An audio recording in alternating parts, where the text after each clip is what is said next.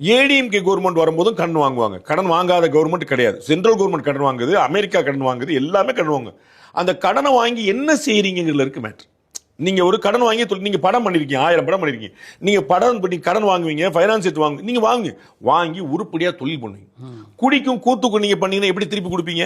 நீங்க 4 படம் பண்ணுவீங்க, அதுல 5 படம் ஹிட் ஆகும், அதுல வந்து ஒரு 100 ரூபாய் சம்பாதிப்பீங்க, ஒரு 50 ரூபாய் திருப்பி கொடுப்பீங்க. அது வேற பண்ணா பரவாயில்ல. ஆனா இவர் கடன் வாங்கி என்ன செய்யறாங்கன்னு பார்க்கணும்ல. நான் ஏற்கனவே சொல்றேன், 1300 கோடி ரூபாய் மாசம் இந்த 1000 ரூபாய் அமௌண்ட்ல போகுது. மக்கள் அதை நினைக்கல, அவங்க பெருமையா நினைக்கல. மக்கள் வந்து ஏன் காசு தான் எனக்கு கொடுத்துருக்கேன்னு நினைக்கிறாங்க. மக்கள் அரசாங்கம் எனக்கு காசு கொடுத்துருக்குன்னு நினைக்கல. சரிங்களா? நீ கணக்கு பின்னாடி எடுத்து பார்த்தீங்கன்னா, ஏடிஎம்கே கவர்மெண்ட் ஜெயலலிதா அவர்கள் இருந்தபோது, எடப்பாடி இருந்த போதும் கடனை அதிகமாக மீட்கிறதுக்கு முயற்சி பண்ணியிருக்காங்க. இந்த அட்டெம்ப்ட் எப்பயுமே இருந்திருக்கு. அரசாங்கம் என்பது ஒரு தொடர்ச்சி. அதுல டிஎம்கே கவர்மெண்ட் நிறைய நல்ல விஷயங்கள் பண்ணிருக்கு. நம்ம அதை வந்து திமுக வந்து பாழாக்கிருச்சுன்னு சொல்றீங்களா, அது வேற விஷயங்களை பாழாக்கி இருக்கு, அதை நம்ம தனியா பேசலாம். ஆனா ஏடிஎம்கே கவர்மெண்ட்ல என்ன பண்ணுவாங்க அப்படின்னா, கடனை திருப்பி அடைக்கிறதுக்கு நிறைய முயற்சி எடுப்பாங்க.